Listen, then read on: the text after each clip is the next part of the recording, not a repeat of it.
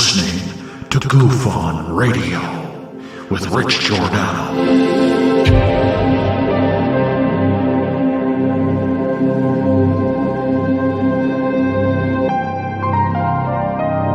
My personal belief is that there is very compelling evidence that we may not be alone.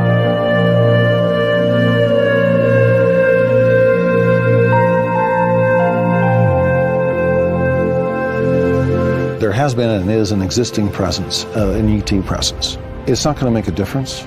It's not going to change reality.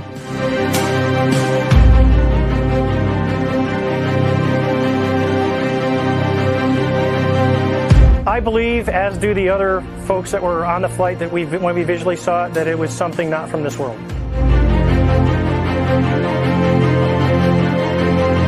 Goof On Radio.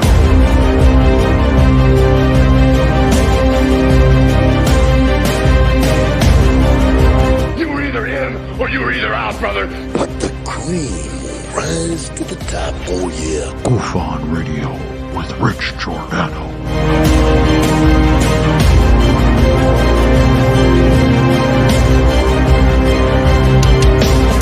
I occasionally think how quickly our differences worldwide would vanish if we were facing an alien threat from outside this world.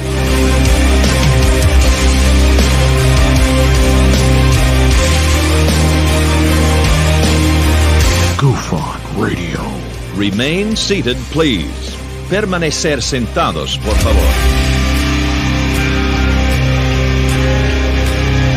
You're listening to Goof On Radio with Rich Giordano.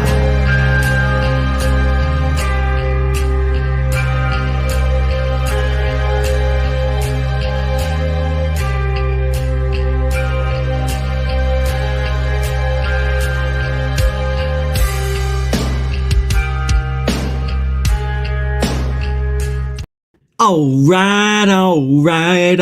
right. Welcome to Goof On, everybody. I'm your host, Rich Giordano. It is Memorial Day in the USA, May 29th, 2023. How are we, everybody? Do you feel a little patriotic today? Huh? Nah. You know you do. It's the space race. Who's number one? I don't know anymore. Welcome to the show. Hope you're having a great Memorial Monday, or the bank holiday as it is, I learned in Australia. It's the Aussies, right? Aussie. Banky holiday. Yeah, man. So how are you?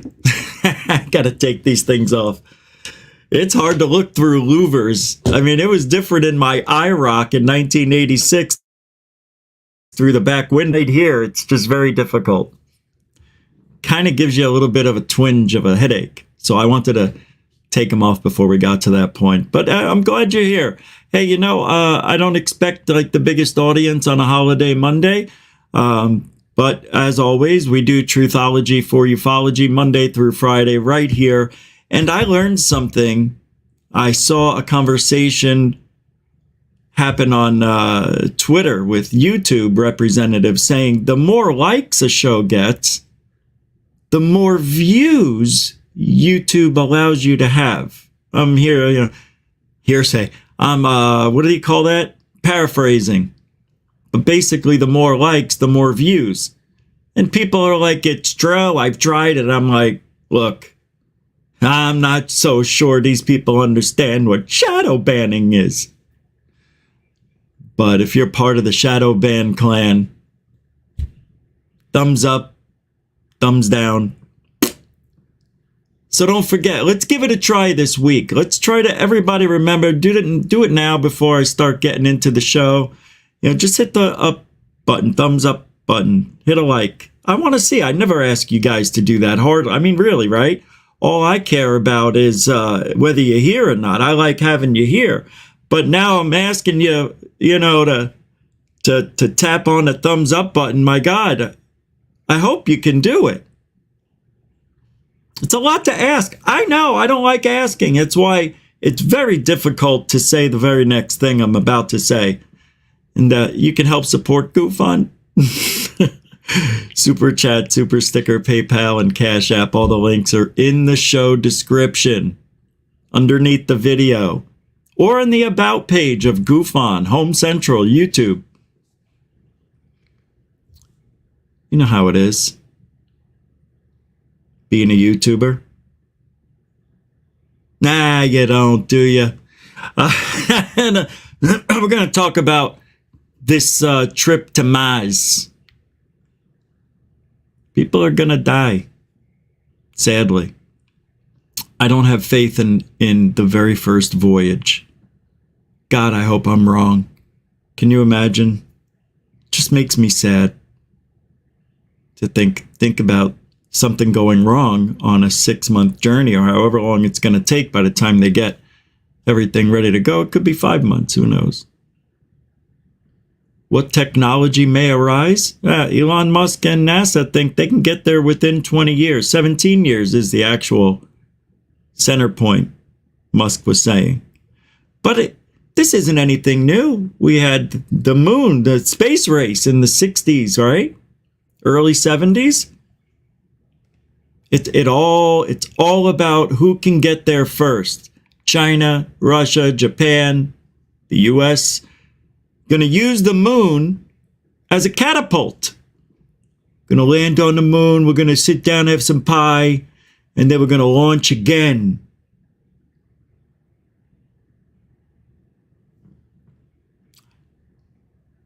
Smart.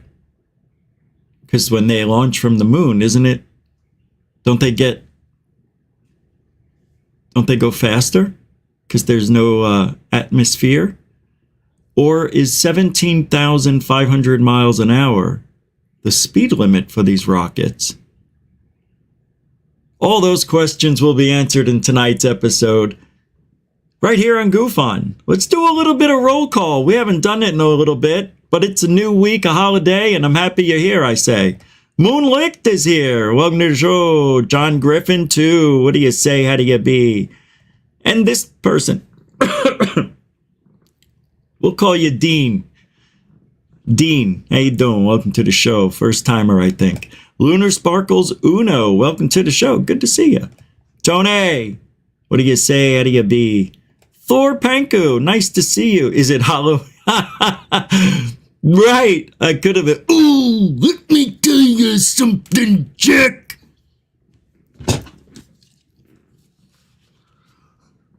Ooh, yeah. Let me tell you something, Mean Gene. I got a little bit of pain. Then I'm gonna diminish. My throat hasn't healed. That was the first time I've done set. Oh, I blurred out the screen. That was a good Randy Savage. I committed a little bit on that one. Yeah, I committed more than I usually do. I'm starting to lose my fear of commitment. I'm finally starting not to be shy. And if you believe that, I got a bridge I want to show you. Meep, meep, meep, meep. I hate that. I hate the duck. I don't even give it the respect it needs. Chicken. I don't even like it. I hate the chickens. Oh, I love the chickens. But I have to say I don't like it. Got rep. Gotta watch that rep. Thanks, Panku. Thor. Bernie, what do you say? How do you be there, mister? Welcome to the show. Samantha Morris, the kitty cat. Welcome to the show. Scott Morian. What's up, SM? There she is, the angel of GoFund, Jeanette Angel. How you doing? What do you say? How do you be? Stuart, in heaven, hallowed be thy name. Welcome to the show. See how they just come out? I don't even mean it. It's like, there it is. Stuart. What'd I say? Art thou in heaven? What did I say? It sounded good. Hey, what do you say, Mr. Gavi? Welcome to the show, Jeff. Larky Dairy. How you doing, man? Hey, Jeanette. I thought I saw that pop up, and then I scrolled away. I must have right around that time. But thank you for the 10 pound, 10 quid super dono. That's what it is, folks who are new here. It's a super chat, but there's no chat and there's no emoji sticker. So we call them donos, like donation, no. So that's where that comes from. You can use it. Everybody else is trying it out. And Jeanette, that's pure love again. Thank you very much. No hearts means more hearts in this situation. Grazie. Grazie. A continuing supporter of GoFun? What's this? Oh, Bernie. Hey, man. That snuck up on me, too. Thank you very much, Mr. Muro.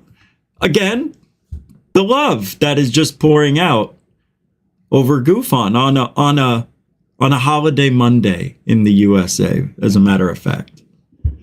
Bernie, thank you very much. Thank you very much. He shook his head no when he said thank you. Yeah, I wonder why. I don't know. I know me, and I know love is both ways. Don't you feel it? Can you feel it? Huh? No? All right, I tried. Thanks, Bernie, a continuing supporter of GoFun, no doubt. Huge supporter. And Jeanette, grazie. David Wilcox, not Wilcock, is here. Welcome to the show. Yeah, thanks for hanging out. Intergalactic Overhaul. Yeah, man, thank you guys for hanging out tonight. Appreciate it. Welcome. Brian Yates, too. Welcome. Samo, my number one. How you doing, brother? I know. Welcome to the show. Terry Marwood's here. How you doing? Good? Good. Ben, the Yorkshire Guffonian. By the way, Terry Marwood, welcome to the show. Ben, what do you say? How do you be? I saw something today on how do you know if you're from Yorkshire? And I think I have the video because I thought of you when I saw it. How could I not? I think I have it. I do have it somewhere. I'm going to play it. I think I even put, let's see. Scammers hate when I speak over it. Angels, can you hold this? The haunted. A UFO was observed during eruption. What? Where are you? Maybe I thought it was not funny and I didn't use it. That's weird of me if I didn't. Anyway, I saw that if I'll find it, I'll look for it. But I may have it in the queue and I just didn't remember putting it up. That's how bad my memory has been. But yeah, I was thinking about you. I don't know if you've ever seen that video. Sapphire Elf, welcome to the show. Moody Mongol and everybody. If I didn't say your name, doesn't mean I don't love you. It means now we got to get to the show. So welcome. I know, that was a long intro. That's why we stopped doing them. That's why we stopped doing the long hellos. But it's a holiday, and I feel very, very grateful. Did this just come in? Yeah. Jeff, wow. Hey, man. Thanks for the super dono. Again, secure in my manhood, pure love. Right, bro? Right, bro? Get to score the game over there. Who won the football game? Football's not on? Oh. How about them Bears? You know, it's been a very good playoff year for hockey and basketball. I haven't been able to watch as much as I have the last few. This year I've been able to watch. It's really good. Very competitive, not a lot of bull crap, man. I mean, it's working for me. Jeff, that works, man. Thanks for all your support. You've been around for a while. I love you for that. In a bro way. Mucho gusto, Jeff. I don't know what's wrong with me tonight.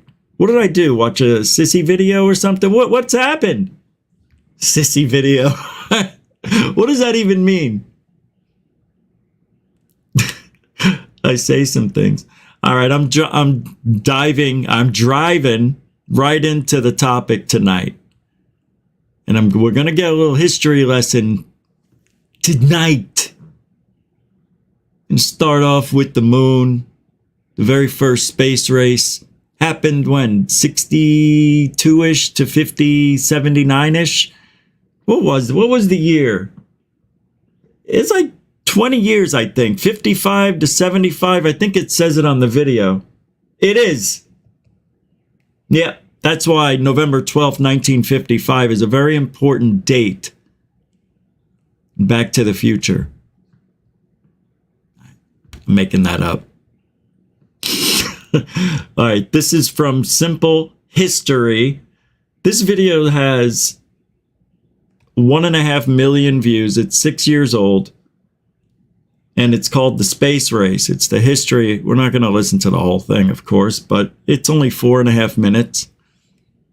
So, a lot of us lived or were born, like myself. I was born a year before we went to the moon.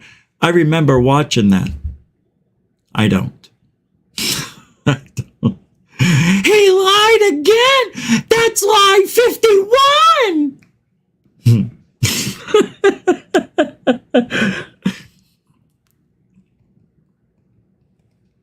I think I like sativa now. Yeah, I don't know. This sativa works for me. All right, space race. This is how it all began.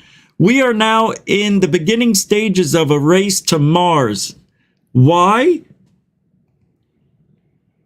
For the betterment of humanity. Why else? To explore new places. To boldly go where no human has gone before. Good God, what have I done? I tell you what, Moneypenny, what the frick is going on with Rich? So this is how it all started. Giddy up. I gotta keep the screen small. That's what she said. Shut it. The Cold War saw a competition between the Get a world's Memorial two Day great slap, I powers, tell you the that. Democratic Capitalist United States and the Communist Soviet Union. Both sides would fight to have the best technology in space, and who could achieve the firsts. As World War II was coming to an end, the Americans and the Soviets captured Germany's rocket engineers and their rocket technology, including V-2s. One recruitment of particular value to the Americans was the rocket engineer Wernher von Braun, who would lead the U.S. program. The Soviets, meanwhile, would recruit Ukraine-born Sergei Korolev to lead the Soviet space. Loser! In 1955, both countries announced that they would be launching satellites into orbit. The Soviet Russians took the lead by becoming the first to put a successful satellite into orbit when they launched Sputnik 1 on October 4th, 1957. Unfortunately for the Americans, their successful launch of their first satellite, Explorer 1, would come a whole 4 months later. Next would come another remarkable achievement, and it would go— Here's what I don't understand. How come it's been like that? Like, the Russians, they would put something up that, hey, they must be years ahead of us. Then 4 months later, bing, we did it too. And then a year goes by, the Russians put the cosmonaut, Yuri Shmashkashki or something like that in outer space, right? A few minutes later, we did the same thing. Hey, we got our guy up there. I mean, he didn't go like up around like your guy did, but we put a guy on the edge of space too, you know. Well, why couldn't we have done that first? Because we were scared. We didn't have the balls until we faked it. Did we fake it? Some say we did. I don't know if we did. 6 times and not an incident? Well, they did have one incident. Wasn't it Apollo 13? Unlucky 13? Let's continue. We're in 61. Go. Go again to the Soviets. The first man in space. In April 1961, cosmonaut Yuri Gagarin became the first person to orbit the Earth, traveling in the spacecraft Vostok 1. When he came back to Earth, Gagarin became a hero of the Soviet Union and a celebrity worldwide. What a stud. The lagging U.S. launched the Freedom 7 3 weeks later, and astronaut Alan 3 weeks later. What did I say? A few minutes later, we said, why couldn't we do that first? Assholes. That's why we had That's why we That's why we The moon. Shepard became the first American in space. You can't say it on The YouTube. Americans were embarrassed I forgot. behind the Soviet Union, and on May 25th, 1961, President John F. Kennedy made a bold claim to Congress that America would We're be the gonna first make it to the man moon. on the moon. We're gonna fly to the moon. We're gonna eat it like the cheese it is. They would do it before the end of the decade. Sorry, that was The stupid. Apollo program was launched. Meanwhile, in February 1962, John Glenn became the first American to orbit Earth.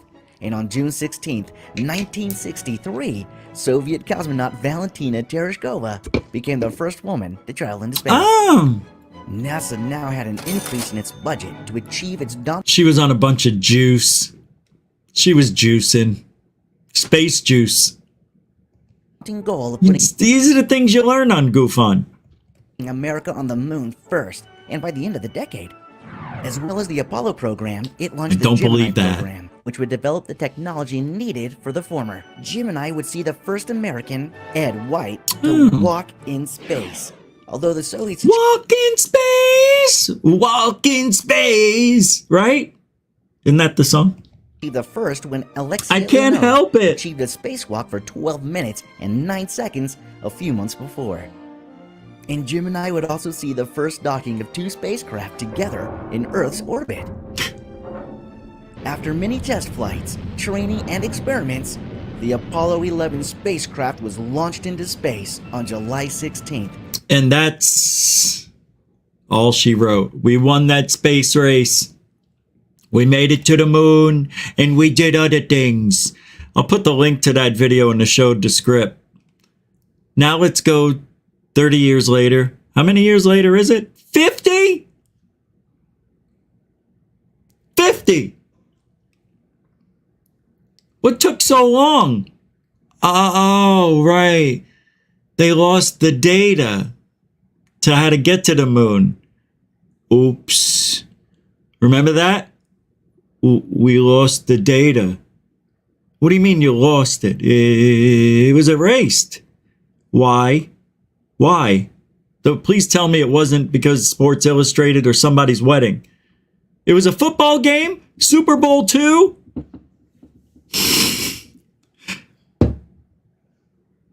You erased how to get to the... Do you know how stupid that sounds? Can't get there. We lost the data. I can't figure it out again. It's very difficult. The moon's like why? I mean, you may think it's here. It's way out there, man. Yeah, it's far. Just can't get there. Elon who? Never heard of him. Oh, Elon Musk. Like, how many Elons are there? All right. Let's, I don't know. Just don't ask. Now, let's jump ahead 50 years. This is from NBC, The Race to Mars is what they call this video. It's what caught my attention. That's right, I said caught. C-A-W-T. This is actually really good, though. I'm not, half joking here, but I'll try not to interrupt, but I have to stop the video every now and then because this one's 27 minutes. I'm not going to go through the whole thing. You're welcome. But here's where we start. Giddy up. Tom, NASA thinks it can get astronauts, human beings, on Mars in less than 2 decades. A, is it doable? And are they going to do it before China does it? NASA says within 17 years, and that's the big question. NASA and Elon Musk believe it is possible. Outside experts are skeptical. China is now focused on landing its astronauts on the moon for the first time. Right. Maybe one day Mars. Is Mars doable? NASA says yes. And we were stunned to find out that to get to Mars, NASA plans to go nuclear. That's why the aliens are interested in our nukes? Because they don't want us to use that type of technology to travel? You ever think of that? All these years? I almost wow, wouldn't it be weird if they sabotaged these missions? there's going to be cameras everywhere when they send people up. I'm excited that I'll be alive, God willing, for 20 years to see this. I really do. This, to me, would be like, I guess, being receptive. I was alive, but I wasn't really receptive till what was going on with the moon, landing on the moon. Didn't realize how important that was. I was too young. But not until I was older, I, realized it. And this is history. This is the beginning of the expansion of mankind, humankind. And we start, baby steps. 50 years seems like a long time, but really isn't. If you think about how far we've come in technology, it's a shame the shuttle missions ended. But as with UFO programs, different administrations have different ideas of what they think humanity should be doing. And sometimes there's no money to fund these things. And if Greer is right, and the alien technologies used to smuggle drugs, well, they'll find a way to get us back and forth for Elon, you think? No, that won't happen. All of this money's, that's the thing I worry about. I don't care how rich Elon is. He has to get people on Mars first, and they got to survive. That will get him funding forever. Right? That'll get him the funding. He can't fail. And he's giving himself 17 years to perfect it. Not that long. We heard 2036, 2038. They're being realistic, 2040. 17 years from now? Isn't that what it is? 23, 33 is 10, add 7 is 2040. Jesus, I'm supposed to die in 2036. I'll be in my 70s. I will be old. Then I'll be old. Right now I'm old. Then I'll be elderly. Let's watch this flick. This is actually good. But I had to talk. Boca Chica, Texas, April 20th, 2023. To the cheers of SpaceX staffers, Starship clears the tower as it roars off the launch pad. This is NBC. I can play whatever I want. A critical first test of the biggest rocket ever built, with twice the thrust of the Saturn V rockets that lifted Apollo astronauts to the moon. To the moon. Maximum aerodynamic pressure. They'll need the power if Starship is to one day send astronauts to the moon and eventually Mars. But only 3 minutes into flight, the rocket booster failed to separate. Then 4 minutes into flight, oh, boo-boo. Ground controllers hit the self-destruct Got a button. big boo-boo? The crowd cheered that Starship had gotten this far. Seated in the control room, Elon Musk had warned the chances of success were really only 50-50. Starship just experienced what we call a rapid unscheduled disassembly. Not only did it disassemble, the force of the rocket destroyed the launch pad itself. Yet despite a bad start, both SpaceX and NASA insist they're committed to Starship. First to land astronauts on the moon, but ultimately to carry astronauts to Mars as soon as 2040, eventually building human colonies.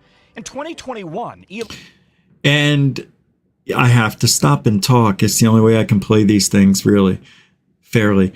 Now, it has been talked about whether or not sending humans first to build these things, to build these pods and piece them together. But it's also been discussed whether or not just to send robots out there to set things up before any people land on Mars. Get the atmosphere going, make sure everything's connected properly. Do you trust technology to do that for you? And when you get there, I'm sure you have to have a backup plan if it's not working. And they'll know, because they'll see the fruits of their labor play out right in front of them with the videos being played and sent back to us, you know, and they'd be able to see everything. It's a very interesting time we're living in. Just fascinating. We could have been so much further if we could have just kept going. Spent all this time on the space station knowing the thing is impossible to keep up with, the repairs, and they're going to put that thing in the water pretty soon, right? Couple of years? Yeah. Elon Musk told me humanity must reach for Mars and beyond if we are to survive. I think it's important that humanity become a multi-planet species and that we extend That's a big statement. Beyond Earth. And there's another motivator, China. U.S. generals warn China appears determined to create a military presence in space, starting with the lunar surface. It's already built a robotic base on the far side of the moon, with plans to land its own astronauts by 2030. On Mars, only the U.S., Russia, and China have successfully landed robotic rovers, but the U.S. has had far more success. Washington State Democratic Congressman Adam Smith is the ranking member on the Armed Services Committee. Is it imperative that the U.S. gets to Mars before Russia or China? You know, China's a major power, we're a major power. If we stumble into conflict, that has huge negative implications for the entire planet and for space as well. But in the short term, yeah, we need to be competitive here. China, I think, is very aggressive. President Xi Jinping has made it clear that he thinks that the U.S. is a disappearing power and he wants to replace us. So that competition is real in a lot of places, and certainly it's real in space. It's real in the race for the moon and in the race for Mars. Wait a minute. So what is going on? Are they saying that China wants to claim the planet and the moon if they get there and control it by putting a military presence in space surrounding their work? No, they would be breaking that treaty, I guess, where the moon is everybody's, right? It's nobody's in particular. There's something about that somewhere written. I can't remember. I should have looked it up. Same goes for any planetoid or asteroid or rock orbiting or rogue that you go to investigate. You don't claim it as yours. It's for the... China doesn't want to do that. China wants ownership. I think that's what I'm hearing. That's odd and scary. David Wilcox here, not Wilcock, with an $11 Canadian coin super chat. Computers are too advanced to make it to the moon again. They are. Okay, I had to think about that. That makes sense. Yeah, now they're too advanced. It's too many computations. It has anxieties or something. Yeah, it's the next excuse, right? Now we got to wait till we have quantum computing. Once we have quantum computing, then we can get to the moon. Without the quantum computing, nobody could think. Nobody could think. It's too much. And not until then and only then. I like your style there, David Wilcox, not Wilcock. And thanks for the super chat, brother. A continuing supporter of Goofon, mucho gusto, generoso, senor.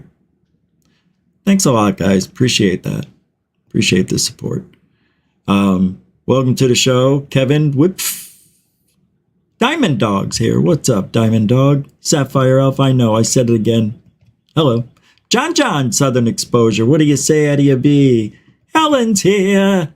Hello. Metalhead. And Chris, and Denbub, and higher. My goodness. Stu Gerson.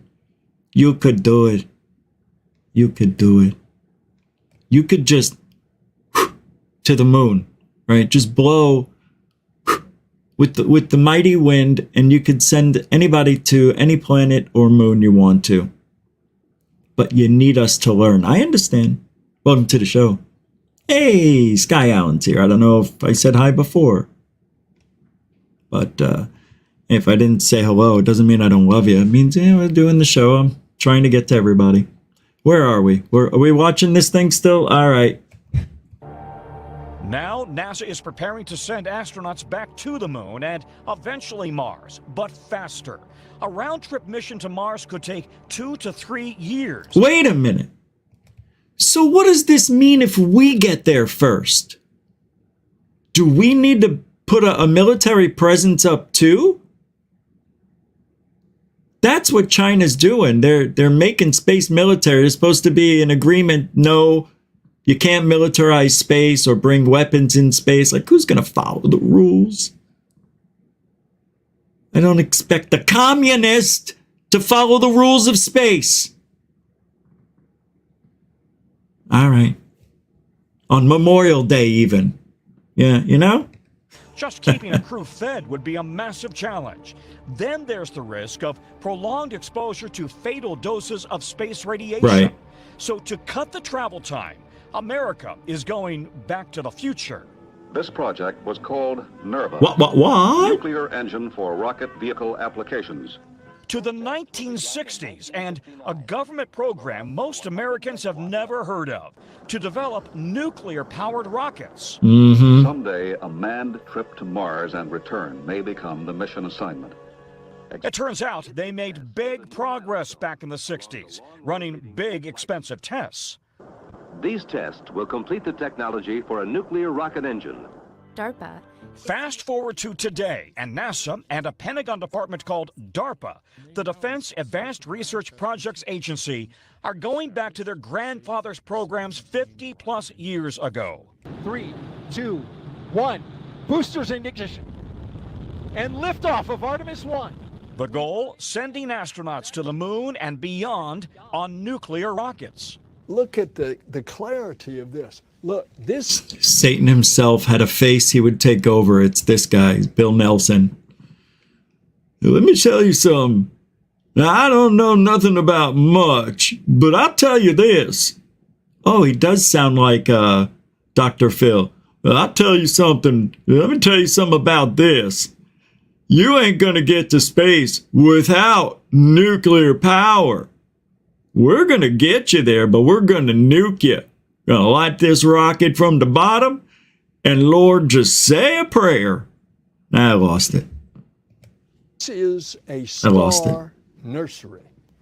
This is the cosmic soup that creates stars. And NASA Chief Bill Nelson. Future missions will have international astronauts. Sorry.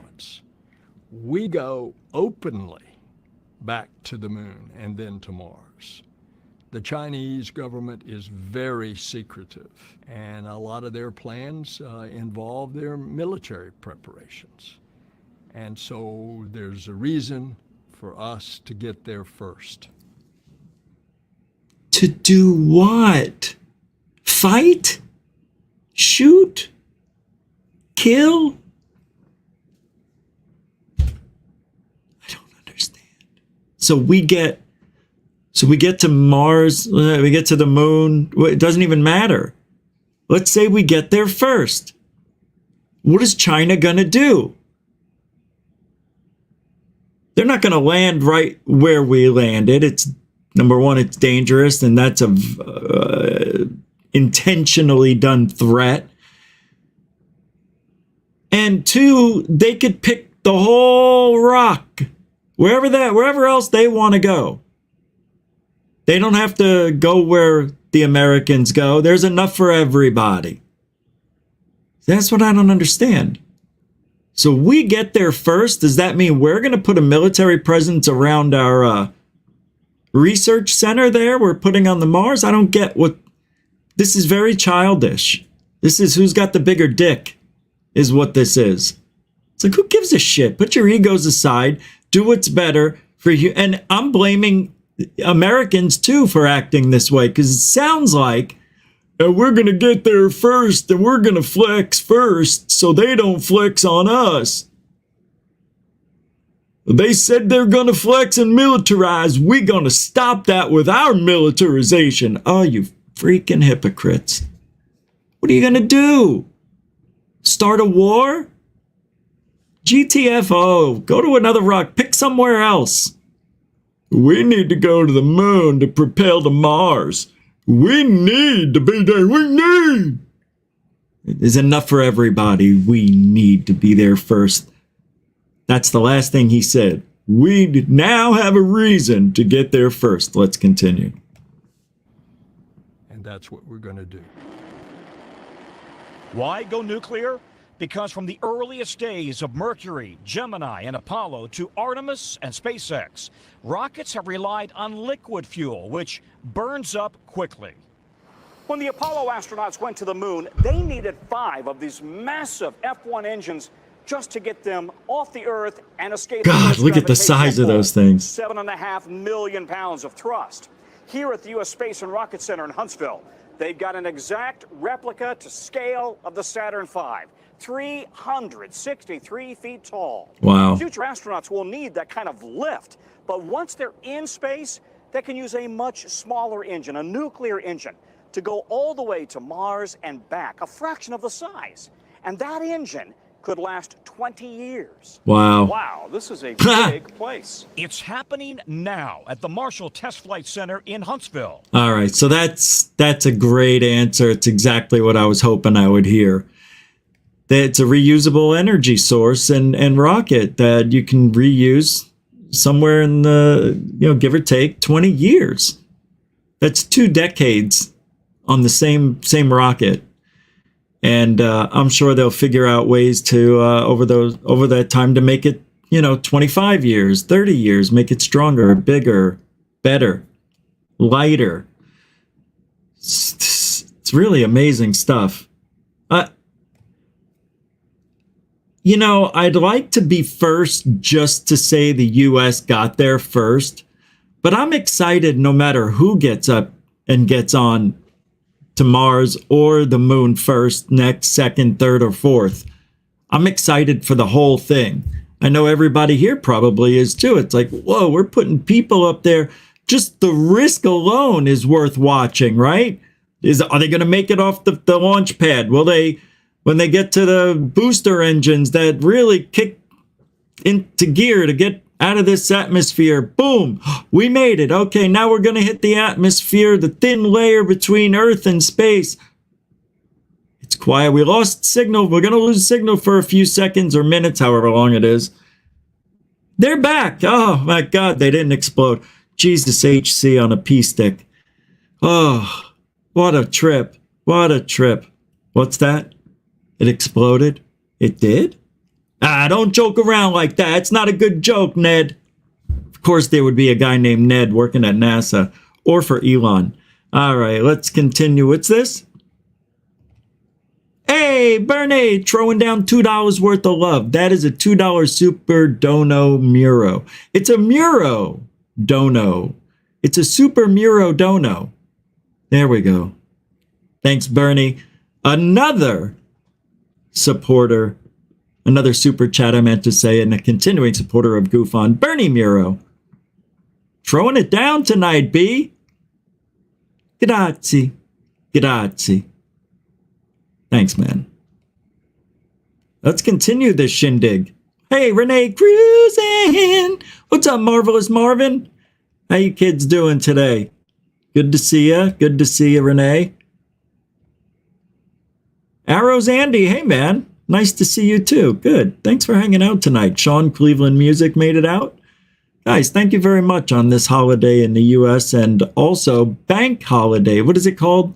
Bank Day or something for the Aussies? What a freaking day it is. All right, let's get rocking. Rocking. It's get not it? just theory. I don't know. So what is this here? This is a nuclear test chamber. This is where they put components Love of that nuclear name. rockets, such as this fuel element here, and like the one that you're holding. These are the building blocks for America's future nuclear propulsion going to space. Yes. If someone sent $100 Super Dono, has pulled out the old blueprints and dusted off the test engines. whether it be $1 or $100, But in the early 70s, goes right back in the show. canceled the program That'd be nice. Public concern about What's up, nuclear Tim? Safety.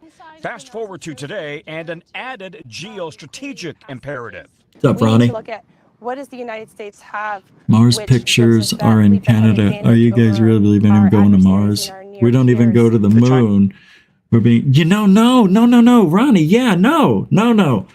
Ronnie, I'm glad you're here. I'm so glad you brought that up. I'm so glad I saw it. It's hard for me to watch the chat room, but I'm trying to get better at it. I know it's only 3 years. I don't believe it either. I don't. I want to believe. I don't know what.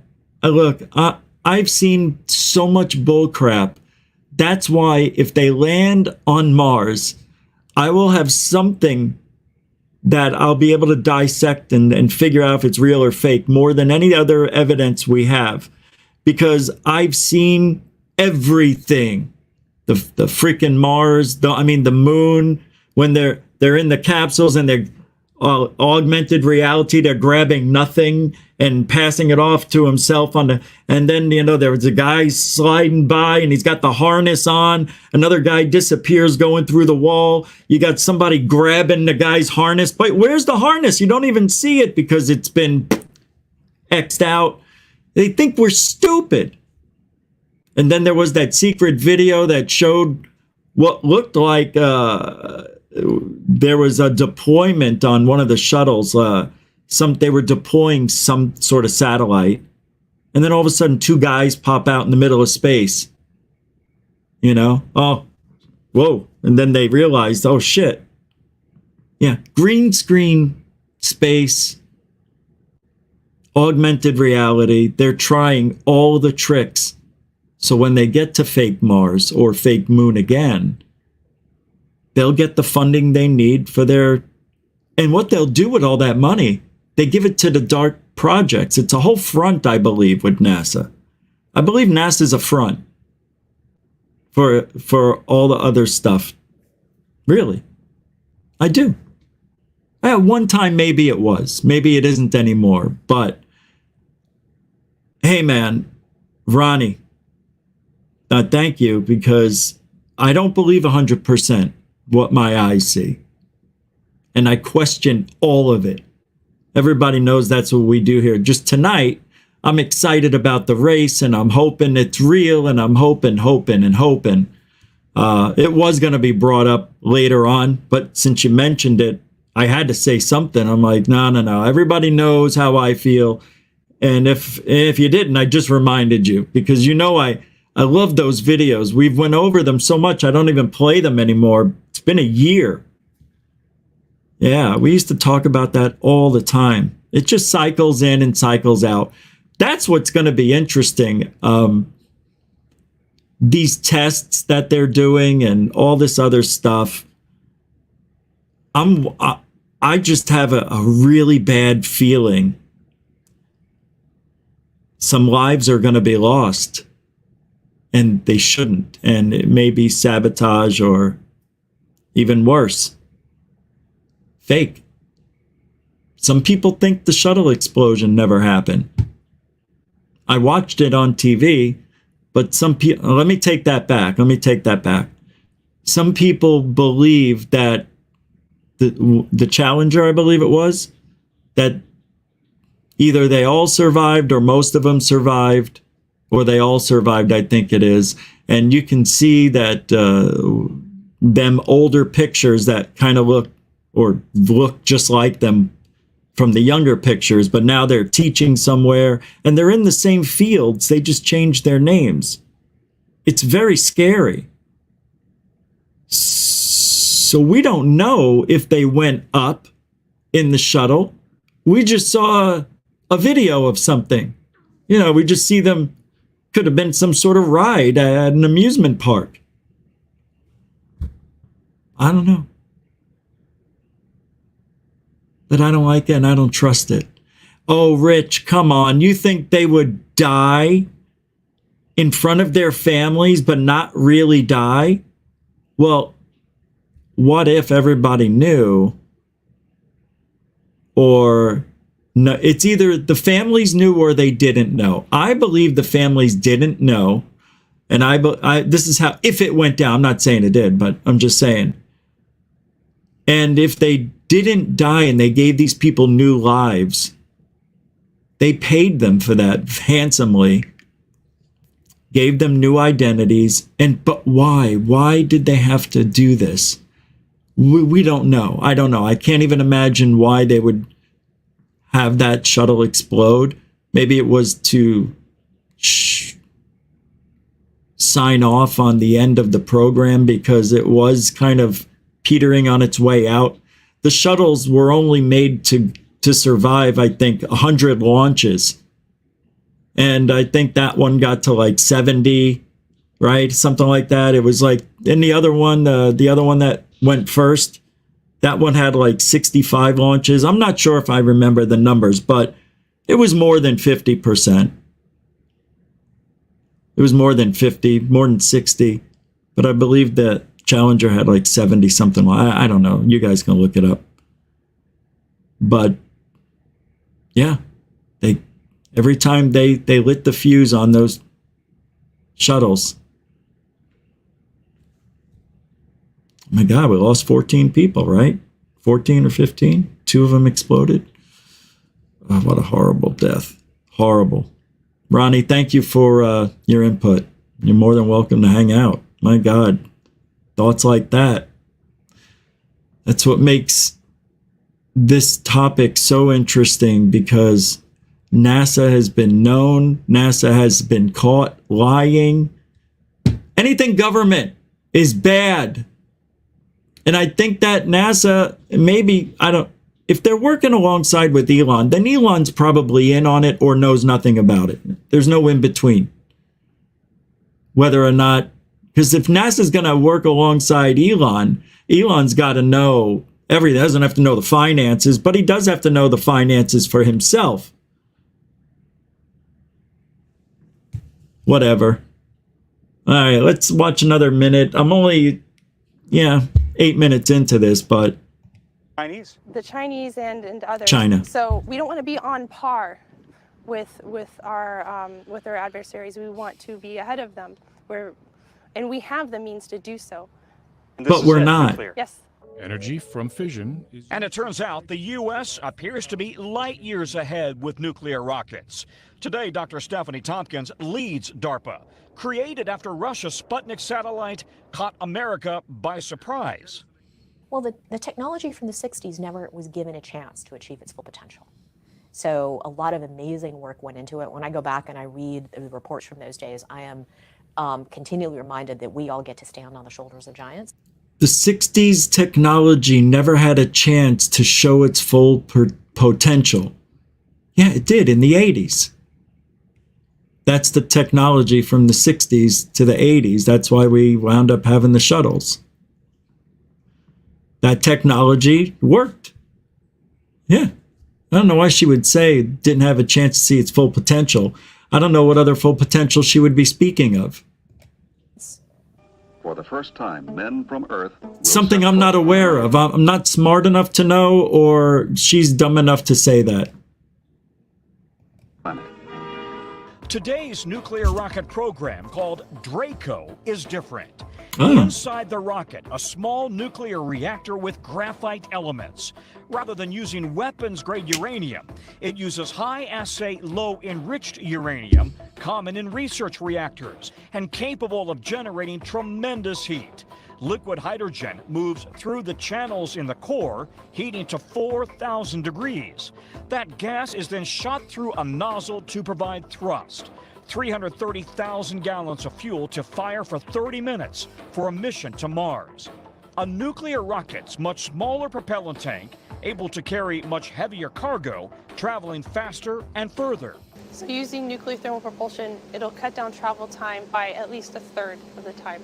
So that's cutting days out of the trip to the moon and months out of the trip to Mars. Yes, exactly. That's valuable time. It is. Can we sustain human life in a crew all the way for 2 years the first time we go to Mars? That's pushing it. So if we can get there faster, then that's what we need to do.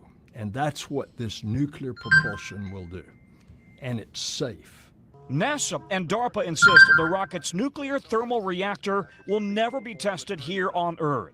So the Draco test will happen in space, the first since the 1970s, scheduled now for 2026 at a safe distance from Earth. If there were any sort of a nuclear accident in space when you're testing this, could that radiation come down to Earth? No. So we have chosen our altitude such that we are far away enough from the Earth, and the farther away you get from the Earth, the longer you stay in space, that we will stay put in space long enough such that those radiation products will never make their way back to Earth. For hundreds of years, For they would stay in hundreds of years. space. Yes. That's pretty cool. That's pretty cool. Very cool. I want to thank Ben, the Yorkshire Goofonian. I got the email and the video ready. As a matter of fact, I'm going to stop this video and go to that video about the moon and Greer. And, you know, I heard the first couple of seconds, I'm already like, oh, this is going to be good. I could already tell.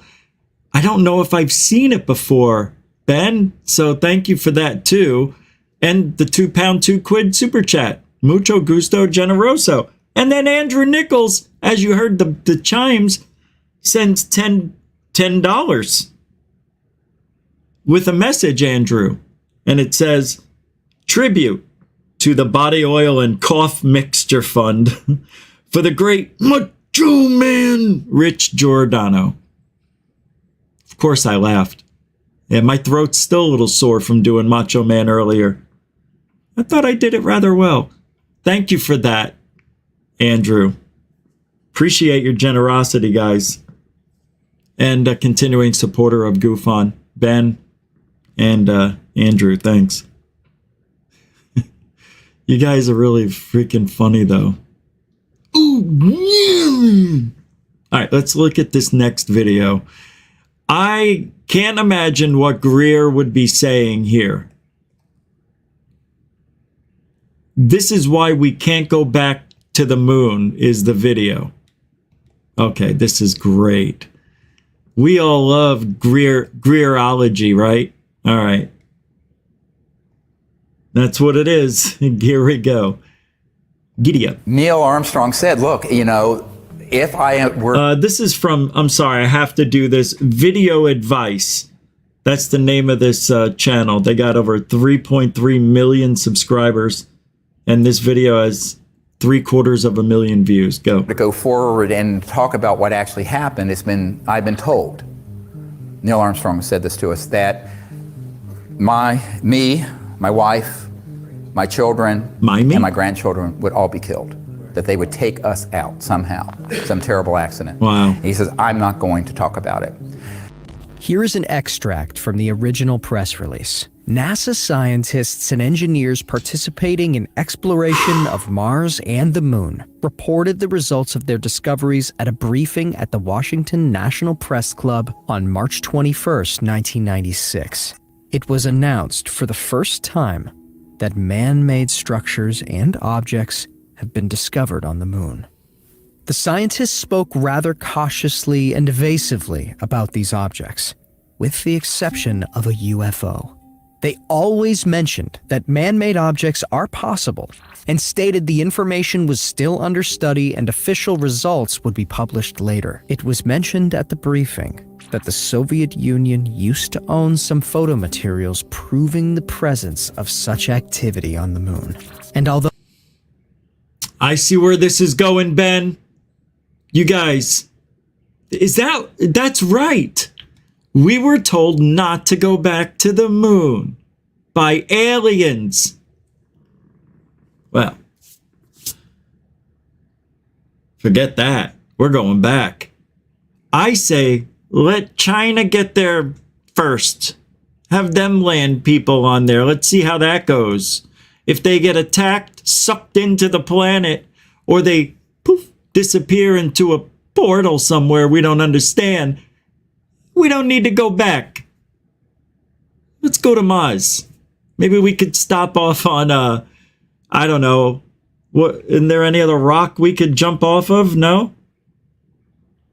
What the hell? We need Oumuamua back here. Why can't that thing just play nice and just be in a rotation. That'd be nice to get a little trip off of Oumuamua. How fast was that thing going? 100,000 miles an hour? No, I was going pretty fast. I don't know. It was like 40,000. It was fast. Let's continue.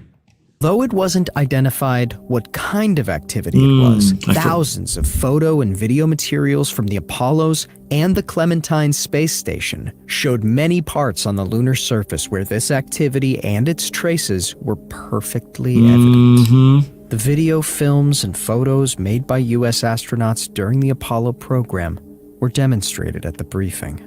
People were extremely surprised why the materials hadn't been presented to the public earlier.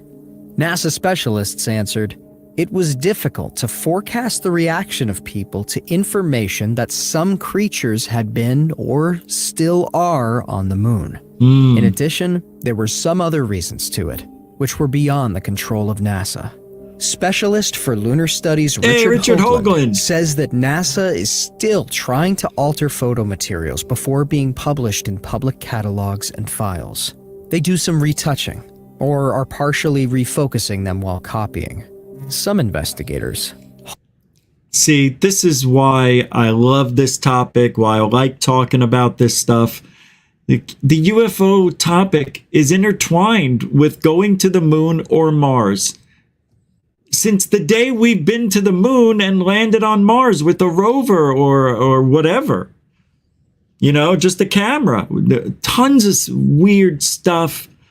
Lots of pareidolia, I know, but not everything has an explanation. God, man, I feel like Mars, there's something special going on there. I almost feel like that movie. I can't remember the one where they go to Mars and then they find the face on there and then the door opens and they go in the face and there's like a transporter there. Yeah, it was that. I feel like there's something there on Mars that has a lot of power. Like, yeah, I don't know if it's, I think the same thing is on Earth. I feel like there's something on Earth in several places hidden from the public that's an energy source. For instance, the Bermuda Triangle, the Devil's Triangle, Sedona, Arizona, many other places I just can't think of right now. In Afghanistan, there's some really strange archaeological dig sites that people aren't allowed to go near. And supposedly there was a Stargate in Afghanistan or somewhere over there. And that was one of the reasons why we were there, to get that technology, dig it up and take it home. Dig it up, take it home. It was already home. That's where it should have stayed. See, it's just so bizarre. Just like the light that was taken out of the ground by my parents' house in their neighborhood. Right? This light just illuminated this tree over several 5-6 weeks. And then the military presence came and took it out with Chinook helicopters. Military, police were there. And not an explanation, no record of it. Just people who were scared out of their minds told to stay in their homes. And my parents were one of them. And they saw that light. And my mother said the light was in a box and it was swirling around. And I said, did it look like something was alive? Like, she goes, it looked like there was a fish in water that was swimming very fast. Kind of like she did like the figure 8 motion. That's the motion she made. I didn't ask if it was making a figure 8. She said it was just swirling around. So and then when the light was, she said when it completely got out of the ground and cleared the trees, the light turned off. But it lit up the ground like it was daytime. We were able to see the green foliage, the brown dirt. What are these things? That was in the middle of the desert in Arizona, in a very ritzy, if people know Scottsdale, Arizona, Troon North. Look up Troon North. It's where all the golfers go to play and retire and live. It's like Golf Central for the rich.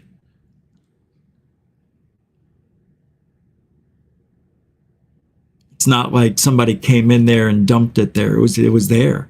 And I did the satellite images. I looked it up. There was no marks in the ground, nothing showing a doorway or a pyramid structure. Very strange. And I believe these types of things are on the planets and the moons in our solar system, sort of like a marker. I mean, what if we are living in sort of not reality, but I can't explain it. I want to say Matrix, but what if it's all bullshit? I don't like that my eyes work off of only a small fraction of the light spectrum. Very small portion. What is it? 3%? We can't see shit. Hoagland is among them. Suppose that an extraterrestrial race had used the moon as a terminal station during their activity on the Earth. These suggestions are confirmed by the legends and myths of different nations of our planet. Yep. The ruins of lunar cities stretch for many kilometers. Huge domes on massive basements, numerous tunnels, and other constructions cause scientists... I mean, these are pictures apparently taken on the moon. That's what you're seeing here. This is nuts. I haven't seen these. I don't remember seeing these. Matter of fact, there was a couple I've never seen. I don't know if these are real. I like the theory though. I like the idea of it. The legends and myths of different nations. Because anything is possible. Planet. Anything's possible. The ruins of lunar cities stretch for many kilometers. Huge domes on massive basements, numerous tunnels, and other constructions cause scientists to reconsider their opinions concerning the moon. How the moon appeared and the principles of its revolving around the Earth still pose a significant problem for scientists. Some partially destroyed objects on the lunar surface can't be placed among natural geological formations, as they are of complex organization and geometrical structure. In the upper part of Rima Hadley, not far from where the Apollo 15 had landed, a construction surrounded by a tall, D-shaped wall was discovered. As of now, different artifacts have been found in 44 regions. Wow. The NASA Goddard Space Flight Center and the Houston Planetary Institute are investigating the regions. Mysterious, terrace-shaped excavations of rock have been discovered near the Tycho crater. The concentric hexahedral excavations and the tunnel entry on the terrace side can't result from natural geological processes. Are they going to show it? Instead, they look like open-cast mounds. A transparent dome raised above the crater edge was discovered near the crater Copernicus. The dome is unusual. Copernicus! As it is glowing white and blue. All right, I can't play much more of this or any more, but it is known, it's been talked about many times in the community that the aliens told us when we went to the moon, and apparently they were on the, medical channel? They switched to the medical channel to talk to Houston. Houston, we've got aliens. What was that? I said we got aliens. Did you say? Stupid. So I'll put the link to that video in the show description, like I do all the videos that are YouTube related. And you guys can watch the rest of that. Thanks, Ben. That is a good one. I like that video. I haven't seen it. I wish I could play more, but I just can't. But you know what? I'm going to play this part that I think is exciting. I'm going to play more. I don't care. I'll play a little more. I want to hear what Dr. Greer has to say. Doctor. Oh, I took it off the queue. Let me bring it back up for Hugh. Here we go. Giddy up. Loaded out here at Langley, not the CIA headquarters, Langley Air Force Base, to a compartmented operation run by the National Security Agency that was then sequestered away from the other NASA scientists. But the people running that project, the deep black people in those projects, knew that it was likely we were going to encounter something not of this world or a UFO when we landed. Therefore, they had filmed some footage that they could splice in if something started happening. So during the live transmission, if something started happening, there's a delay that went through this National Security Agency filter, and they could immediately, instantly put in. And that's why there's a couple frames where the American flag is moving. Well, there's no atmosphere on the moon, okay? Which was the one mistake they made in that whole plan. That's the telltale giveaway. When the Apollo 12 crew landed on the lunar surface, they saw that the landing was observed by a half-transparent pyramidal object. It was this has been debunked. This is part of the actual shuttle or the actual lander itself. I remember the debunk on this. Yeah, I don't remember it, where to find it, but this is not what we think it is. It's not a pyramid-shaped object. Yep, I remember this video now. I remember bits and pieces. It's coming back. Yeah, I've seen a video where they debunked all this stuff. They lightened the contrast and darkened some other areas, and you can see that it was part of the lander or something like that. It was man-made. Pretty wild stuff. Well, the race to the moon and Mars is simultaneous. The fact that Bill Nelson thinks we need to get there first to prevent China from having a military presence in space is doing the same thing that China would be doing, but using the excuse, well, we're protecting. No, it's wrong. If China brings weapons into space and militarizes it, then go do something. Don't be the first assholes in space, right? Let China do it. Maybe they'll rethink it and say, look, we know what the Americans are saying. Maybe we don't need to have a military presence, but what China wants to do is protect their investments. And you know what? You can't blame them because it's a dirty friggin' world.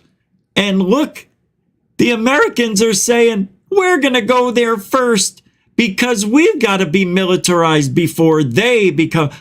There's enough for everybody. This is so put your dick back in your pants stupid. It's embarrassing. This is what we go to wars over? Let China do what they do, then react. Then that gives you the reason to do it. If China doesn't do it, then you're not the first assholes in space. Oh, well, we don't want to have them to do it before us, because if they do, what? Nobody explained what the threat is if China does that. So this race to space isn't about getting people there first for the betterment of humanity. Sounds to me like we want to get there first so China doesn't go there and militarize it.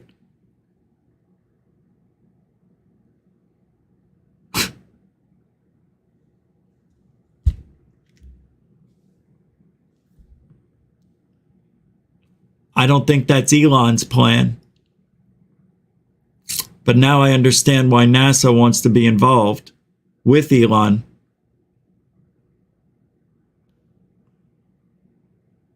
they're going to frickin' militarize it if we get there first.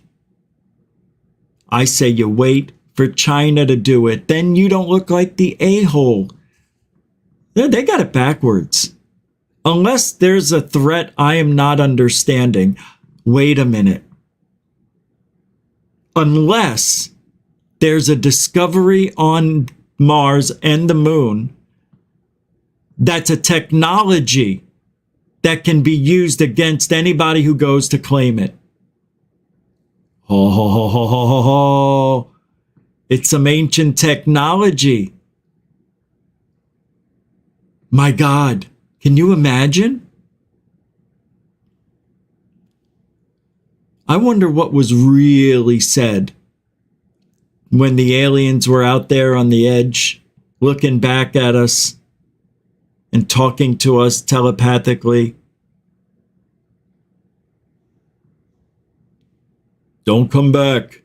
They knew how to speak English perfectly. Either that or it was just a communication somehow with the computer, maybe. Or it never happened. How about that? How about that? How about that? Meet me outside. Isn't that what that is? Isn't that what she says?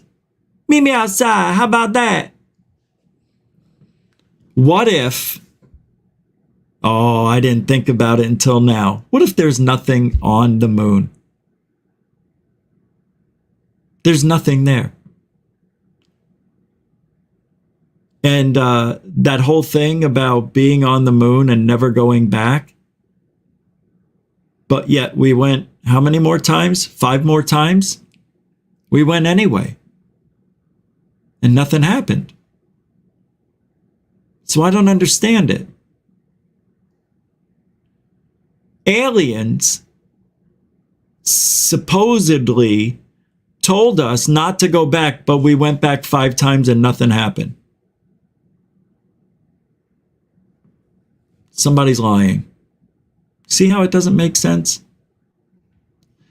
Moonlick, $3.33. It is a super chat. Let's see what he says. Richie, can we not carpet bomb them on Mars?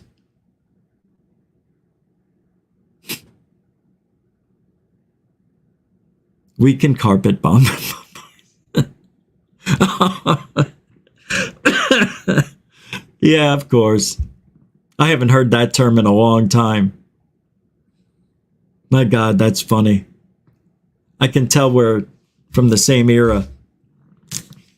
Just your posts and stuff on Twitter. Very funny. And I'm surprised you don't have a lot more people thumbing up or whatever the frig you do on Twitter. Heart you there? I know, you put up this really good stuff, great artwork and it's hit and miss. Sometimes they're good, sometimes they're not. It doesn't make sense. I mean the reactions from people. I always find your posts funny. Moonlight, thank you very much. We will carpet bomb them. And we are allowed, if they go there first. Thanks for the super chat. Mucho gusto, generoso, and a continuing supporter of Goof On. What's up, Renter? How you doing? Welcome to the show. Mick Mick's here too. Welcome. So there, what if there's nothing there? And that's why we went back. And maybe they made up that story so China or Russia wouldn't go. Maybe that's why. I can't imagine. Well, nobody knew about that story for a while anyway, right? It wasn't known for a while. That's right. It's time to change the background. Usually do that halfway through the show now. But now we're done with that topic. Yeah, we'll see if we get there by 2040. I'm not so sure. I'm not so sure this is a race we're going to win. But with Elon Musk at the helm, anything goes. Jeremy Corbell was on Fox News. I know, they're still talking about it like it just happened, but it's funny to watch. I know personally that pilots are being asked to scrub their footage of unidentified, of UFOs, of UAP, and this needs to stop, he says. This is 4 minutes. You gotta, I haven't listened to this, but we gotta listen just for a minute. So, are we alone in the universe? That question just got more complicated. New footage shows mysterious lights spotted over a military base in California. What's up, Loctaz 69? Investigative journalist Jeremy Corbell shared the video for the first time on his Oh podcast, yeah, for sure, man. Weaponized. And he's now joins us to help explain this alleged UFO sighting. So, Jeremy, help us make sense of this. Oh, How this do you guy explain sucks. This footage, and what sort of questions do you think we need to be asking? Right. Well, we're asking them. So this is an exciting and an open investigation. We don't know what was seen at 29 Palms military base. We know that the Marines are saying that they saw a craft. However, the internet says they saw flares, and there's a pretty compelling argument for that. So at this moment, this is an open source crowdsourcing. All right, I have to reiterate from what I said yesterday, the day before, and the day before that, whenever we were on talking about this every night. Jeremy Corbell is going off what the witnesses said. And they say they thought they saw a craft connected to the lights. I already explained this to you guys. When you see flares at night or lights in a dark sky, your brain will play the pareidolia game and try to connect them together with something. I've done it. And I know for a fact, I have seen what people are saying they saw was a craft. But what I did, I drove to it. And I had a lot of time and I went very fast. And thank God they were 10-minute flares, because I got there in about 7 minutes. I got that much closer doing 90 miles an hour trying to figure out what this was. So just getting 5 to 7 miles closer really helped. And I saw it was flares. I saw the smoke. I've got it all on video. Some of you may have seen it. It's so obvious to me that what Jeremy Corbell put up was flares, because I've been in the situation. Sorry, Jeremy. You can't win this one. And I just don't understand why he doesn't give in. Just like with the Bokeh, you know, same thing. It's proven. Now, piss off. To the military to see, hey, can we have more people come forward? Oh, yeah, but that's it. These were military people, you know. These were 23, 24-year-old kids, most of them, who barely looked up for a minute in the grand scheme of things. They're not experts on the sky yet. That takes thousands of hours. None of those people there probably had that experience. And even if they did, they're limited as to what they're looking at. I don't care what anybody says. A real, true UFO hunter that stares at the sky day and night knows more than pilots. It's a different perspective, different game. They don't need to know what every single light looks like. Do they? They eventually will figure out the sky and all that shit. And they do have a great perspective, the best. But it doesn't make them experts. Doesn't make them any better than you or me or I or us. Forward, because this process is so filled with stigma, investigating UAPs, because of guys as our like government you calls them, which are just UFOs. So right now, this is an open case. We do know that there are it's an open sore. that are not open. We know for sure that our government is studying UFOs. They've revealed that undeniably UFOs are real, meaning advanced machines of unknown origin, where we don't know where they're from, we don't know who pilot them, and we don't know who built them. Oh, Lugtaz69. Hey, thanks for the $2 super chat and an answer for me. That treaty I was talking about, it's called the Artemis Accord Treaty. I knew I would have never guessed. Yeah, thank you. Yeah. Thanks for doing that. You didn't have to do it that way, but I guess it got my attention. Man, thank you very much. You are a continuing supporter of GoofOn. Yep, that's what that treaty is called. And I don't think they care about the treaty. Who would care? Why would they care about the treaty? It doesn't make sense. They're aliens. Anyway, thank you, Loctaz69. Appreciate that. Unbelievable. I would have never guessed that. Yeah. Oh, wait a second. Oh, wow. Something's going on. Oh, wow, I didn't see this, guys. I'm sorry. How'd they come in? Hey, Marvelous Marvin. $5 on PayPal. Hey, man. I didn't know that one came in a few minutes ago. It came in about 12 minutes ago. Yeah. Hey, thank you very much. Yeah, the PayPal's really, that's instant. So thank you very much for that. A continuing supporter of GoofOn as well. For a couple of years, at least. Man, thank you. And also, David Wilcox, not Wilcock. All right. When I was talking about how we lost the data to get to the moon because they taped over it, they needed they ran out of tape or whatever and they had to use it. David Wilcox sent $20 and this message. Why would they tape over the first moon landing when they still have the original Constitution written 250 years ago?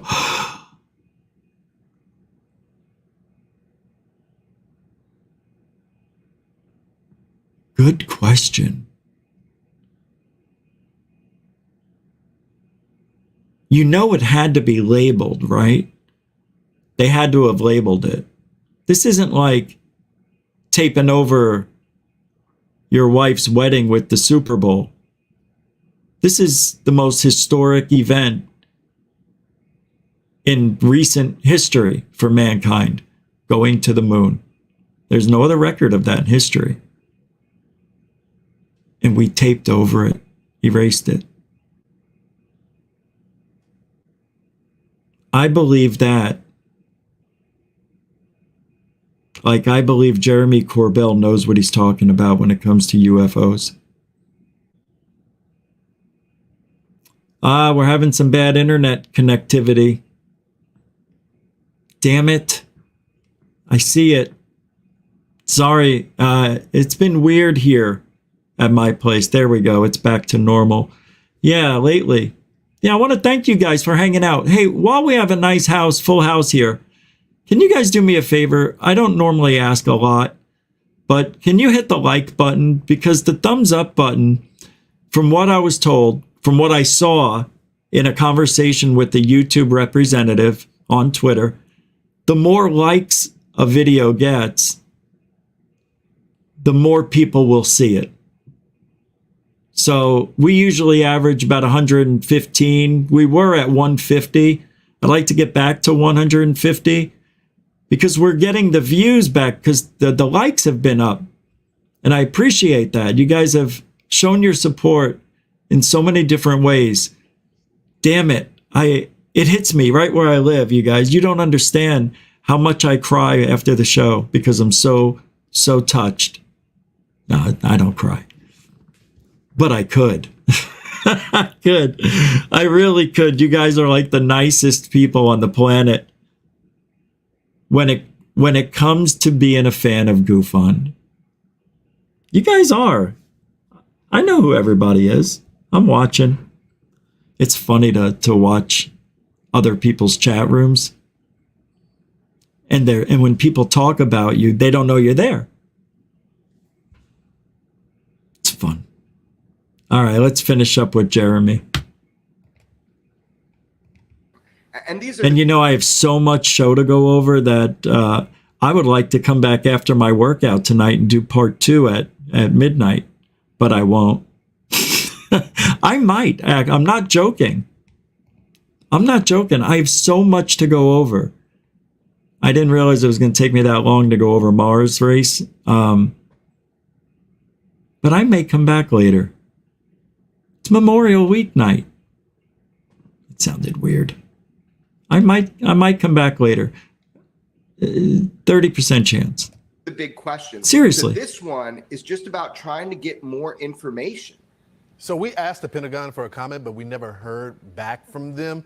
Do you believe, Come on. even if they gave us a response, would you believe them? You know, everybody that I've talked with at the Pentagon, they're pretty straightforward. They want to know too, what, you know, there are machines that fly in ways that we can't replicate, we can't duplicate. NASA is currently going to have a conference on this. And none of that has been recorded and shown to the public. So what he just said was bullshit. There's no proof that any of what he just said. Would you agree with that? Good. Really soon. So it's not a matter of belief. UFOs are real or they're not real. Any particular case like this one, if we can solve it and it's flares, great. But the concerning thing for me is I know personally that pilots are being asked to scrub their footage of unidentifieds, of UFOs, of UAP. And this needs to stop. By who? We need a telling better them to do reporting that? process. Who's telling them to do that? Because that goes back to my trust question. Who's telling them to scrub that footage? Yeah, you know, it's unclear to me. I think that sometimes people... Another great claim without any proof. They are telling them to scrub their footage. Really? That sounds odd. And then when, who, Jeremy? Who is telling them? Well, I don't really know. It's, you know, more hearsay. Because that's all Jeremy gives us is hearsay and that say. See? Listen, he's a joke. Do that? Because that goes back to my trust question. Who's telling them to scrub that footage? Yeah, you know, it's unclear to me. I think that sometimes people just want to stay on mission, and this is a hindrance. We need to change the elevate topic. This problem of not having a 360-degree view of our defense systems by making sure that there's proper reporting systems in place for our military personnel and our service. There is a proper reporting place to put your pleasure palaces. We have Arrow. What? Not no? No Arrow? Is Arrow no good? They can do it to send it to MUFON. Send it to GoofOn. Send it to New Force or New Fork National UFO Reporting Center with Peter Davenport. Cha-ching. You know, send it to Third Phase of Moon. Hell. No, don't. Don't send it there. You know? There's a lot of places these people could send that stuff to. But they chose Jeremy Corbell for some reason. I think they're pulling it all. I think they're pulling his chain. I think they're giving Jeremy stuff. And they're getting away with pranking him. I really do believe that Jeremy's being pranked. And it's done purposefully. Purposely? Purposefully. And they're all in on it. Yeah. Because what else makes sense? Jeremy has to be a disinformation agent. There's no way he doesn't know these are flares. There's no way he didn't know that Bokeh was Bokeh. You guys love it when I say that wrong. Isn't it Bokeh? Bokeh? Buka? Service members. So that's the issue that we have right now is we have to... So what he's using for evidence, I keep stopping it, is that there were 43 witnesses with flare videos saying they saw something nobody else can see on video. And it's been proven without a shadow of a doubt, in my opinion, that those are flares. Why can't he just take the loss?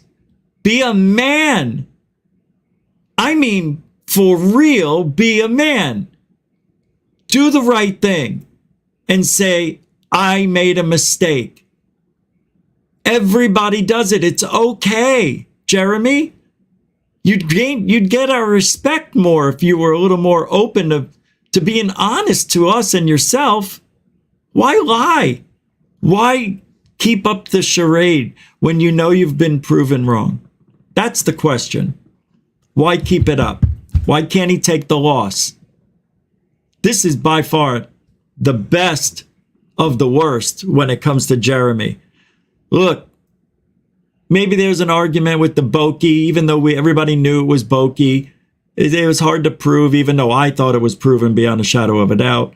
But for some reason, not everybody was on board with that. And then you had the other one, the fleet. And then there was we were told that they were making maneuvers unlike anything that we have in our arsenal. And then when they show the radar blips, it's two or three objects moving 85 miles an hour or so.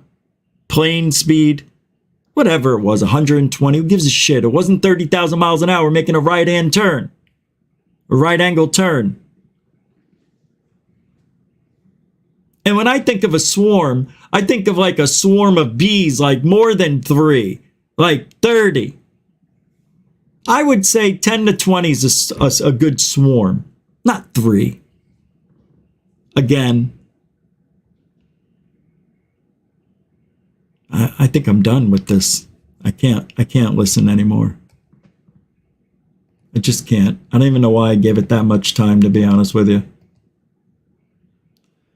So, staying on the topic of flares, let's watch this video because it was posted today by Paranormal Chris on Twitter.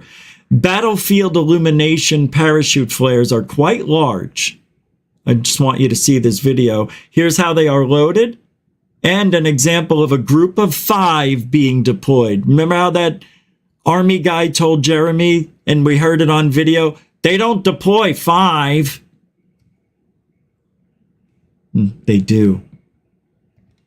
And it's funny that these people are showing it with the number 5. So I'll show you the video. I haven't watched the video yet. I just watched the first 5 seconds to see if it sounded good. Here we go. 52, or VMGR 252, prepare for a night mission. Ordnance Marines load a KC-130J aircraft with illumination flares and prep for takeoff. Hey, now you know, Goofon likes to teach. I know, I'm on my sandbox tonight. I'm sorry. Their mission is to help ground forces in southern Afghanistan see the enemy in the dark. We illuminate the battlefield. One of the tasks that we do is we provide illumination via flares. We send flares out of the back of the aircraft, and we can either send out small quantities, large quantities, whatever the folks need. The pilots up front get the aircraft to the right place at the right time and give the order for Marines in the back to carry out the mission. It consists of taking different kinds of flares, either overt or covert flares, moving them from the box into the chute, and then dispensing them on the aircraft commander's command so that we can support the mission on the ground. That's going to help the Marines and the other service members on the ground to see the enemy better. They're going to get better depth perception, better color perspective of where the enemy is at so that they can effectively attack them while keeping themselves safe. Different aspects of the Marine Corps come together to help the security of Afghanistan. Marine Corporal Kevin Maynard, Southern Afghanistan. Pretty cool, huh? I thought it was going to show more, but that was cool. So here's something that's a video I'm going to play. Anjali. I told you I have to stay up with the community, and sadly, she's in our community. So I got to play this video. I got to talk about this because it's part of what we do. And here it is. 18 years ago, she says, I witnessed holographic technology that has still never been seen by either regular military echelons or any civilian sector. Yeah, you know why? Because you imagined it in your freaking brain. You yin yang. Then she goes on, if I explained it, which I will not because it's a lie, that's why you can't explain it, people would decree that it is science fiction, yet it is simply advancing technology that the U.S. possesses and have kept away from the perception and knowledge of its citizenry for decades. So she's saying that they kept this technology away. They kept holographic technology away from the public.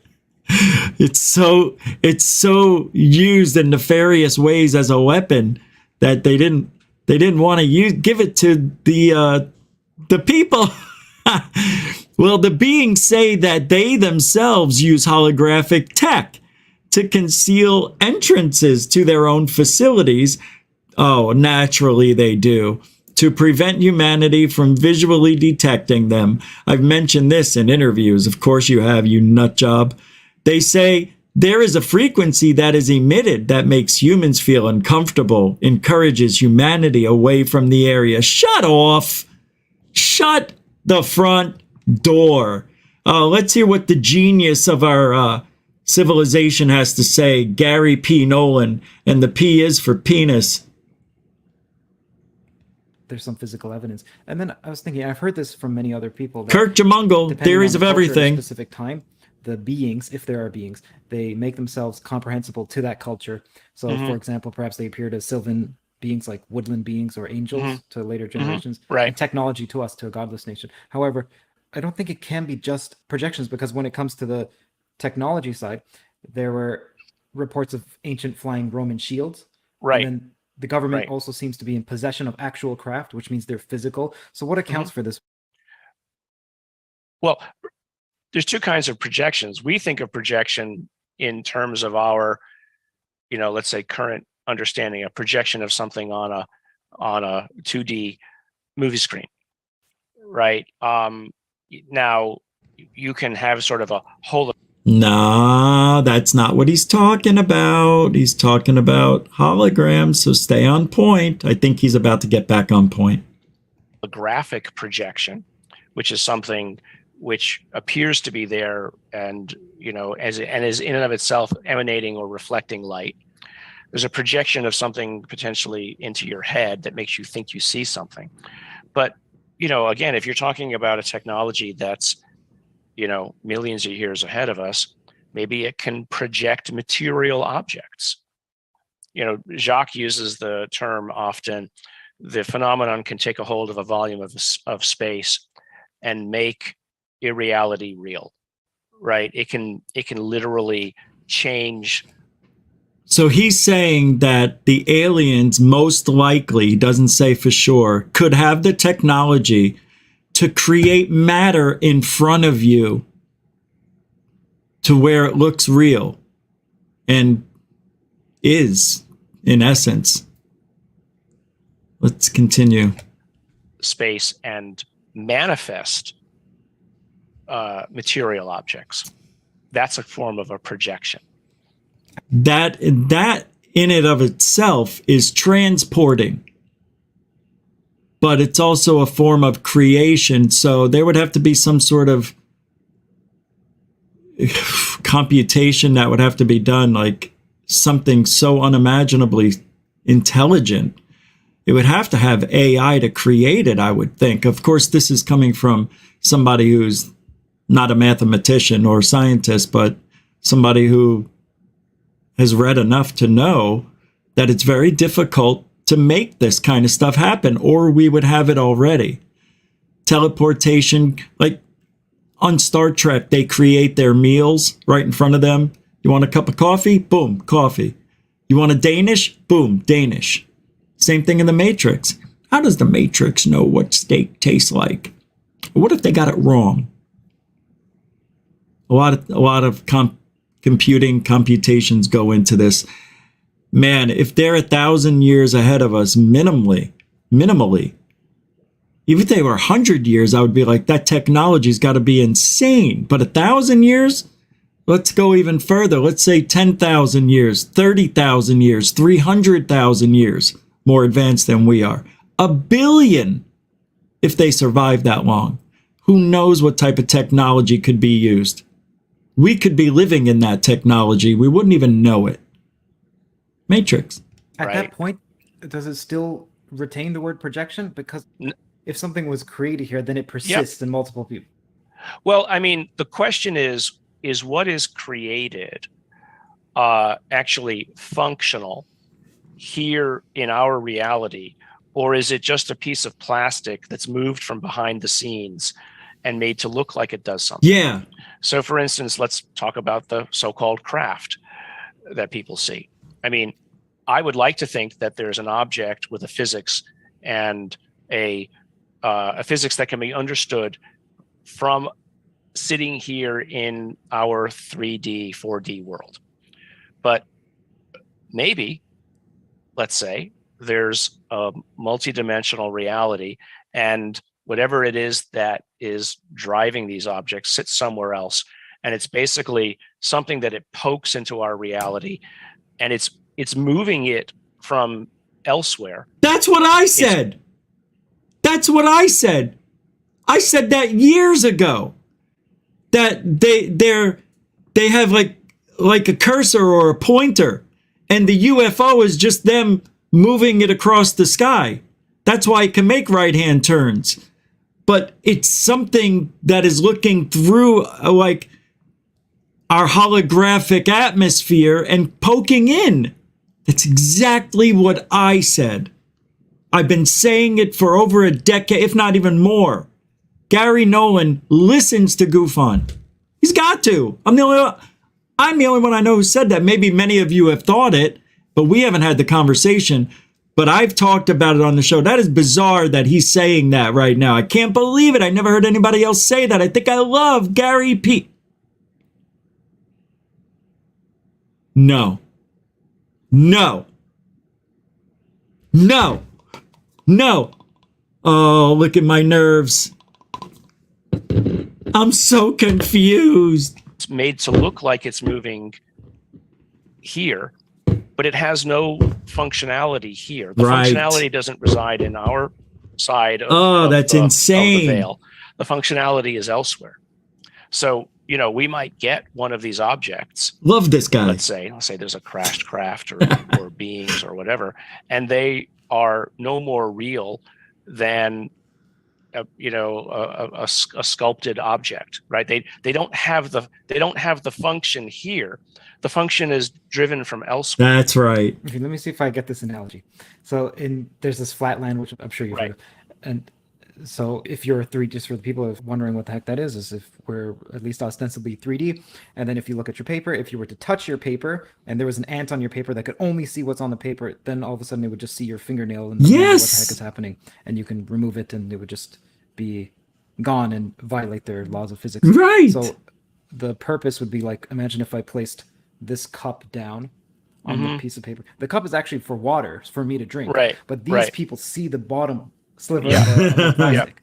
And they're wondering, well, what the heck is the purpose of this? Well, that's actually not the purpose of it. It would be unreasonable for them to come up with the purpose. Right. Well, and if you were to now move it through their flatland, left and right, they would see nor even if they were to look at the object where it is, right, the pieces of plastic that are interfacing in their 2D, they would see no visible means of propulsion. Yeah, man. Lopez69 says, yeah, man, we can definitely chat and shoot the sheet reach, because not many people dig as deep or connect the effing dots and stay above the BS long enough to figure this out.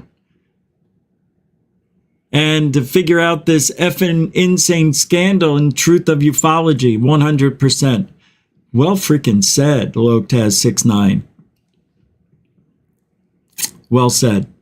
I see another comment here.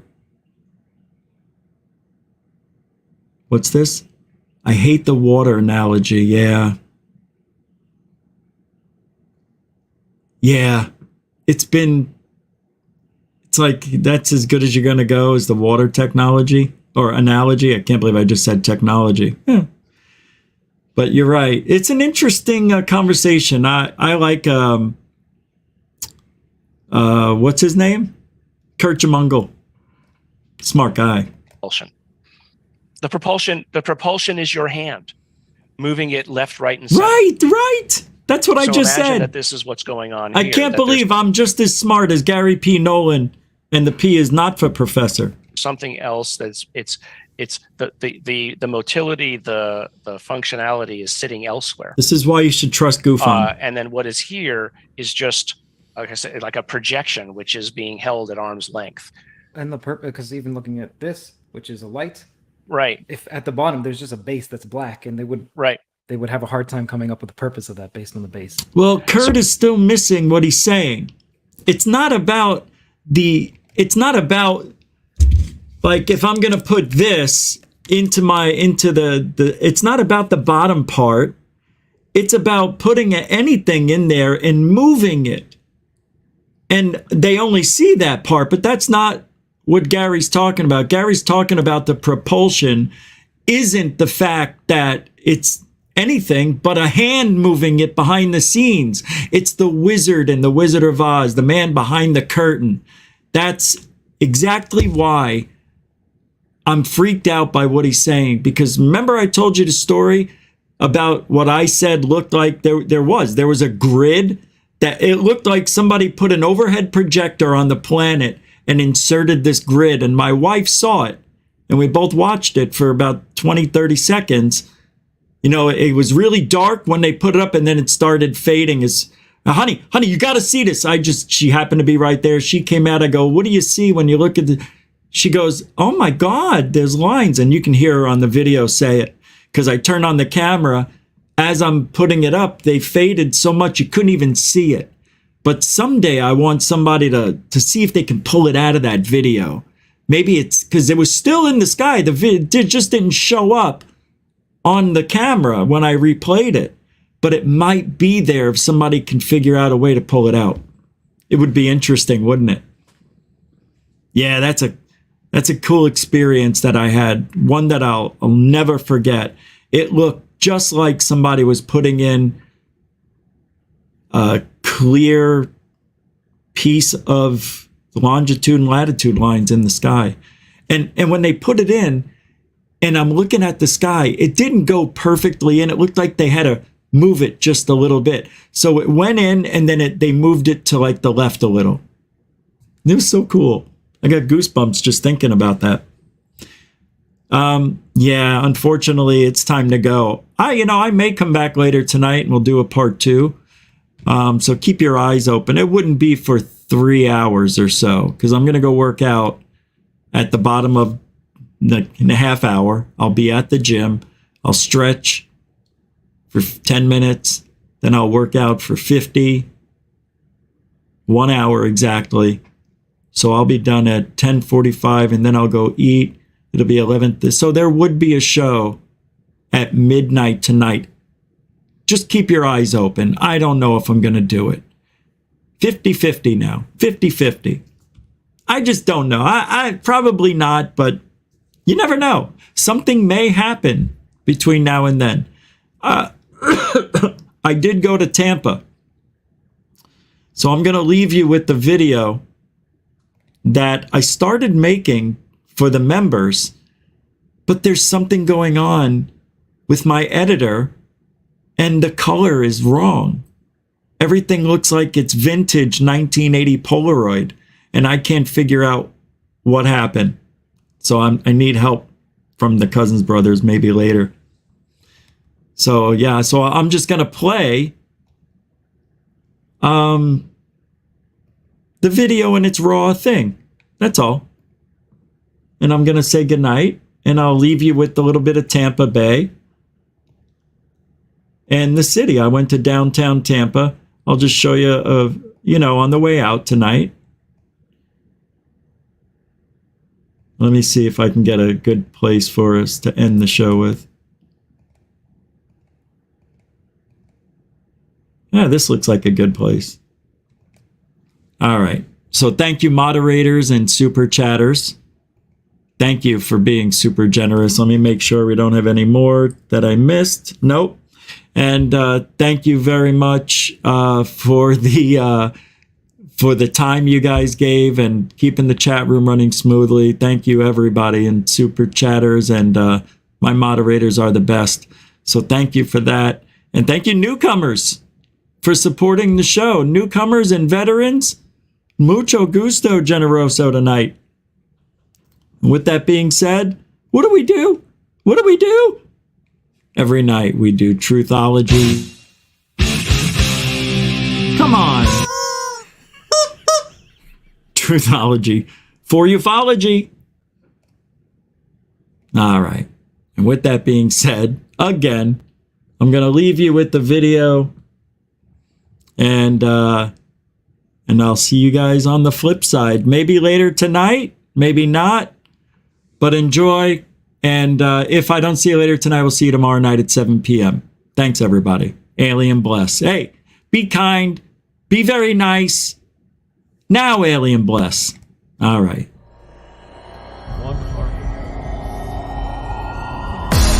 Warning. Control life. Warning. Warning. Failure. Control life.